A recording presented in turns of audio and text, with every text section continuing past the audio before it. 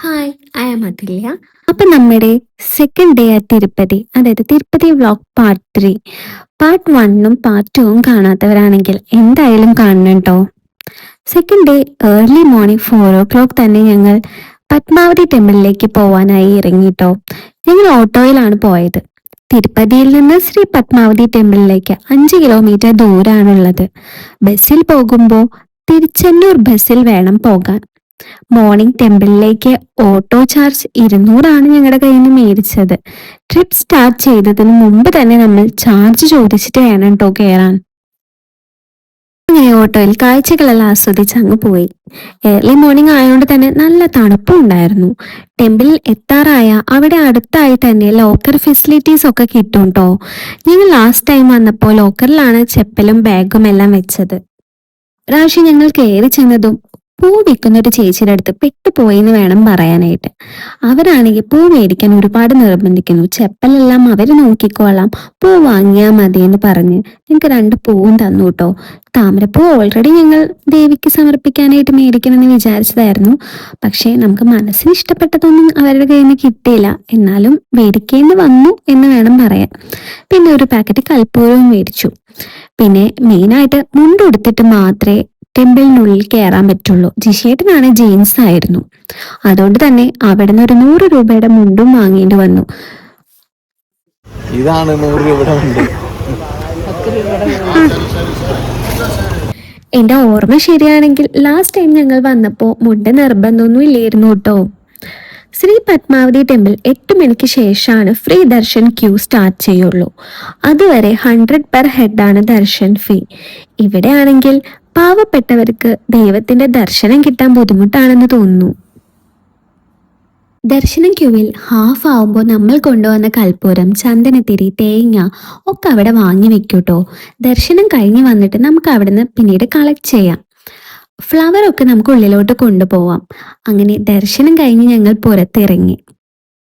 കൽപ്പൂരം collect ചെയ്യാനായിട്ട് ചെക്കിങ്ങിലെ സെക്യൂരിറ്റിയുടെ അവിടെ പോയപ്പോൾ ആള് ഞങ്ങൾക്ക് ഒരു കിറ്റും കൂടി തന്നു കേട്ടോ. അതിൽ പൂക്കളും തേങ്ങയും കൽപ്പൂരവും തിരിയും ഒക്കെ ഉണ്ടായിരുന്നു.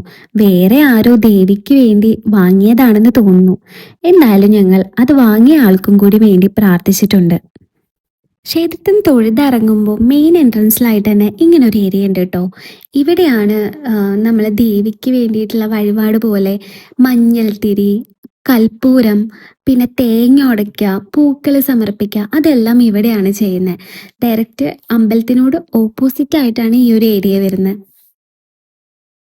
തേങ്ങ ഉടയ്ക്കാൻ വലിയ പിടുത്തമില്ലാത്തതുകൊണ്ട് അത് ഞാൻ ജിഷേട്ടനെ ഏൽപ്പിച്ചു കേട്ടോ.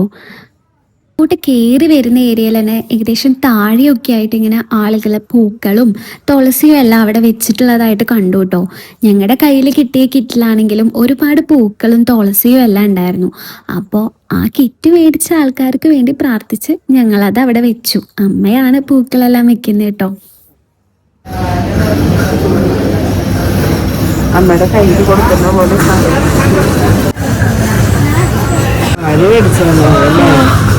ഏർലി മോർണിംഗ് ആയതുകൊണ്ട് തന്നെ അധികം റഷൊന്നും ഉണ്ടായിരുന്നില്ല. ഒരുപാട് നേരം ക്യൂവിലൊന്നും നിൽക്കേണ്ടി വന്നില്ല. ഒരു 5:30, 6 o'clock ഒക്കെ ആകുമ്പോഴത്തേനും ഞങ്ങൾ തൊഴുതിറങ്ങിയായിരുന്നു. എവിടെ പോയാലും ഒരു ഫോട്ടോ സെക്ഷൻ മസ്റ്റ് ആണല്ലോ. അങ്ങനെ ഞങ്ങൾ കുറച്ച് വീഡിയോസും ഫോട്ടോസും ഒക്കെ എടുത്തു കേട്ടോ ഞങ്ങളുടെ 3 പേരുടെയും. എന്നിട്ട് ഒരു കോഫി കുടിക്കാന്ന് വിചാരിച്ചു. ക്ഷേത്രത്തിന്റെ തൊട്ടടുത്ത് തന്നെ ഒരു റെസ്റ്റോറൻറ്റ് ഉണ്ടായിരുന്നു കേട്ടോ. അവിടെ ഓപ്പൺ ആയിട്ടുണ്ടായിരുന്നു. സോ ഞങ്ങൾ അവിടെ കയറി 3 കോഫിയും പറഞ്ഞു. ഒരു കോഫി കുടിച്ചതിന്റെ ഓവറാക്കലാണ് കേട്ടോ ഈ കാണുന്നത്. കുറ്റം പറയാൻ പറ്റില്ല. എണീറ്റ് 2-3 മണിക്കൂറിന് ശേഷം ഒരു കോഫി കിട്ടിയതല്ലേ. പിന്നെ നല്ല കോഫി ആയിരുന്നു കേട്ടോ. ഒരു 6:20 കൂടി ഞങ്ങൾ ശ്രീ പത്മാവതി ടെമ്പിളിൽ നിന്ന് ഇറങ്ങിയിട്ടോ. തിരിച്ചും ഓട്ടോയിലാണ് പോയത്. 160 ആണ് തിരിച്ചുള്ള ചാർജ് വാങ്ങിയത്. ഒരു 6:45 കൂടി ഞങ്ങൾ വിഷ്ണു നിവാസത്തിലെത്തി. പിന്നീട് ശരവണഭവനിൽ നിന്ന് ബ്രേക്ക്ഫാസ്റ്റും കഴിച്ച് റൂം വെക്കേറ്റ് ചെയ്യാനായിട്ട് പോയി. വിഷ്ണു നിവാസത്തിൽ നിന്ന് റൂം എടുക്കുമ്പോൾ 24 hour നമുക്ക് റൂം തരിക. അതുകൊണ്ട് തന്നെ ഞങ്ങൾക്ക് 8 മണിക്ക് മുമ്പായി റൂം വെക്കേറ്റ് ചെയ്യേണ്ടതുണ്ടായിരുന്നു. പിന്നെ സെയിം ഡേ ഉച്ചയ്ക്ക് 12 മണിക്കാണ് ഞങ്ങൾക്ക് തിരുമല ദർശനം കിട്ടിയിട്ടുള്ളത്. സോ പെട്ടെന്ന് തിരുമല എത്തും വേണം. വിഷ്ണു നിവാസത്തിൽ നിന്ന് വെക്കേറ്റ് ചെയ്ത് ഒരു 8 മണിയോട് കൂടി KSRTCയിലാണ് കേട്ടോ ഞങ്ങൾ തിരുമല പോകാൻ പ്ലാൻ ചെയ്തിട്ടുള്ളത്. തിരുമല പോകുമ്പോൾ പ്ലാസ്റ്റിക് ബോട്ടിൽസ് ഒന്നും അവിടെ അലൗഡ് അല്ല. സോ സ്റ്റീൽ ബോട്ടിൽസിലോ അല്ലെങ്കിൽ ഗ്ലാസ് ബോട്ടിൽസിലോ വെള്ളം കൊണ്ടുപോകാൻ ശ്രദ്ധിക്കുക. നല്ല ദർശനത്തിൻ്റെ കാര്യങ്ങളും ട്രാവലും എല്ലാം അടുത്ത വീഡിയോയിൽ ഇൻവോൾവ് ചെയ്യാം കേട്ടോ. Thank you for watching my video.